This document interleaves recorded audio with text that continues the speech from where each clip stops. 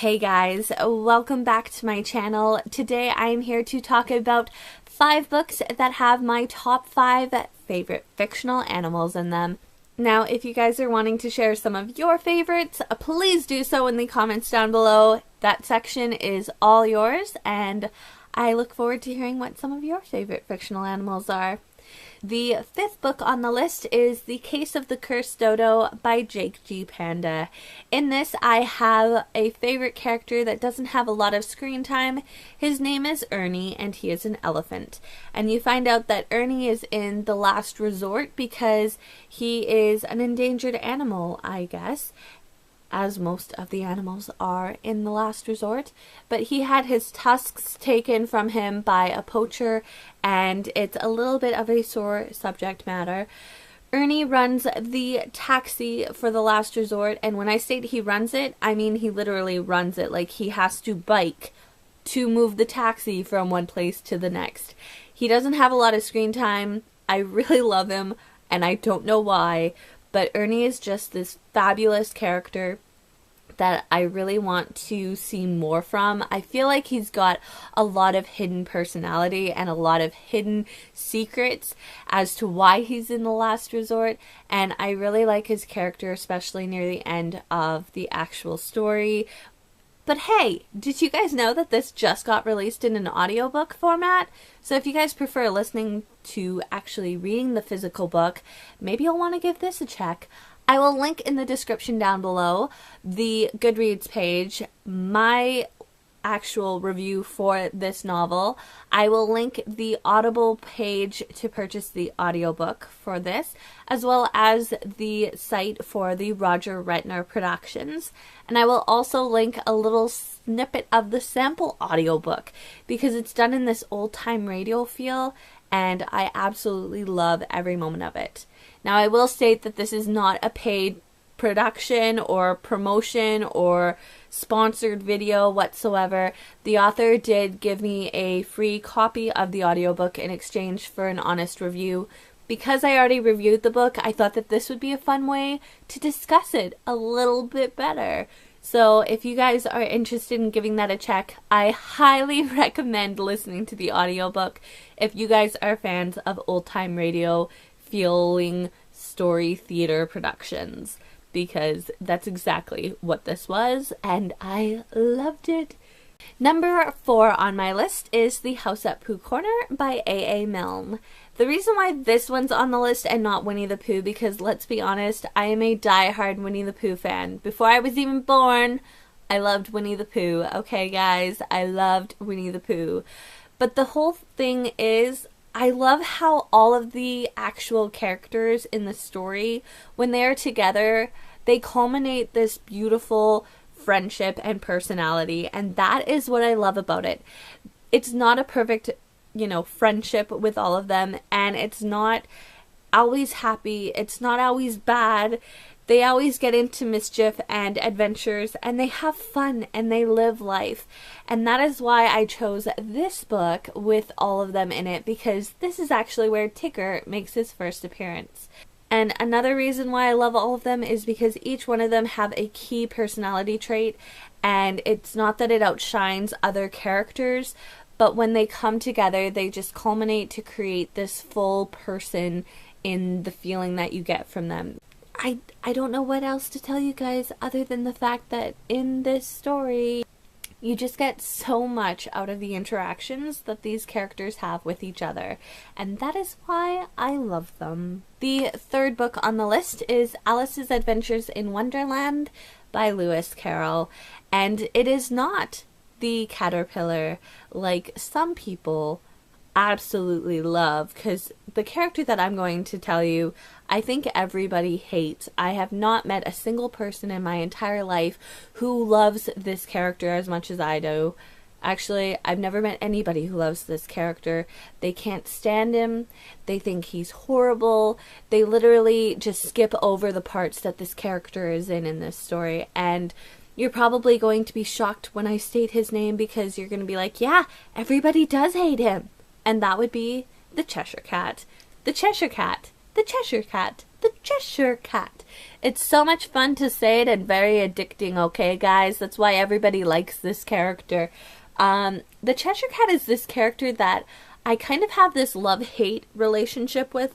I absolutely love the Cheshire Cat, but I also find that he is so distasteful. He shows up at the most random, insignificant times where he should not be there because he just causes more confusion. But no, he shows up. And does he help? No, he doesn't help at all. But I don't know why I like that. I love that about his character. He'll show up when she's got to choose the left road or the right road. And she's like, oh, maybe I'll take this road. Then he shows up. Then he's like, oh, yeah, no. And then he disappears. And then she's like, oh, I don't know what to do now. Life, people. The Cheshire Cat is like life. You think you know which direction to take, and then all of a sudden the Cheshire Cat shows up and BAM! Let me pull the rug out from under you. Like, I don't know. I think that's why I like the Cheshire Cat. He seems like this very wise character, full of nonsense. He doesn't make any sense, and that's why I like him. Let me know if you guys like the Cheshire Cat too. I was joking before about, never hearing anybody like him, but why do you like the Cheshire Cat if you like the Cheshire Cat as a character? Because I find his character very interesting, and I think that's why he's on my top list. Number 2 is going to be an E.B. White book, and probably not one that you guys are going to be like, oh yeah, that's exactly what I thought you were going to hold up. It's one of his lesser known works, The Trumpet of the Swan. So I had never heard of this or anything about it before I bought the box set that had Charlotte's Web and Stuart Little and this one in it, and I didn't think anything was going to top my love for Charlotte's Web, but this definitely did. Louis is this character that just makes you feel so many things for him, and honestly I find that he is this character that makes me excited. And I know that probably sounds weird, but Louis is a trumpeter swan, and when he is born, he's born how the other swans think of him as like a defective swan, and that he can't really be a swan because he's broken. Louis is born without being able to make any sound, and this was my first experience with reading a character that was mute, and it was written so tastefully. It was written very honestly, and I think what I see so strong in his character is that he doesn't let that define him, and he doesn't let it stop him.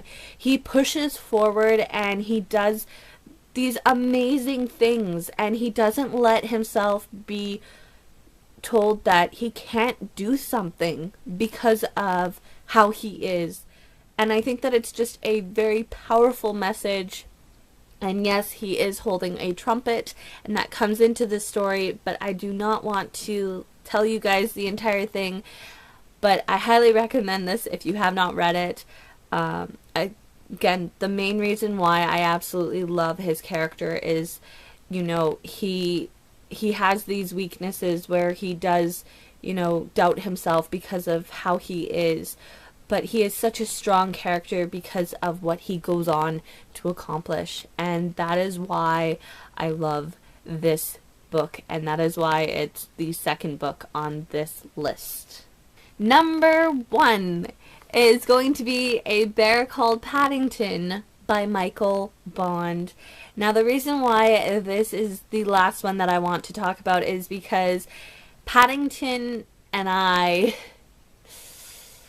am Paddington. Personality-wise, I think this is as close as I'm ever going to get in writing, in my eyes.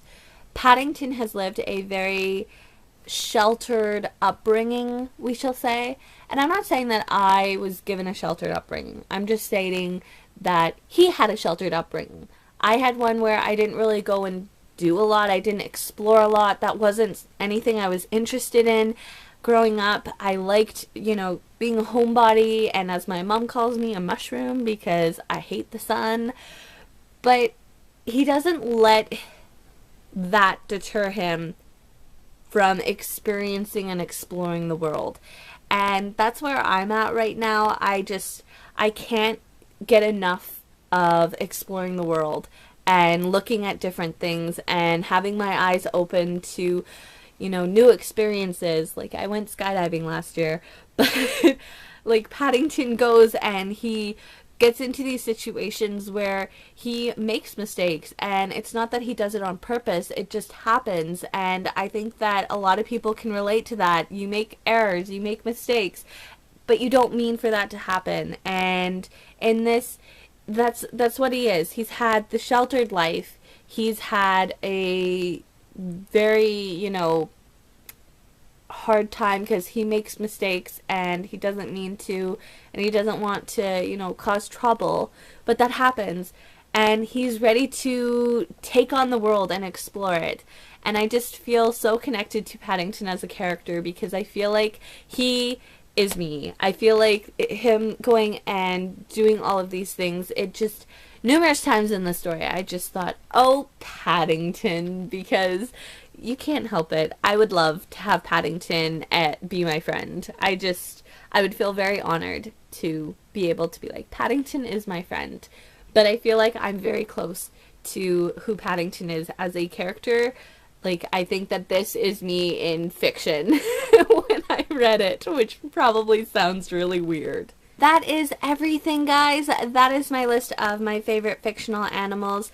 Let me know in the comments down below if you guys have read any of these books, and also who would be on your list if you had to choose 5 books with your favorite fictional animals in them, and who would be the animals. And if you guys create a video or a post somewhere with regards to this topic, please leave a link in the comment section down below so I can come and check it out and support you guys as well, and also find out who your favorite fictional animals are, because as an animal lover, this is a topic that I could talk about forever. So I hope that you guys have a great rest of the day. Thank you so much for watching, and I will talk back soon. Bye!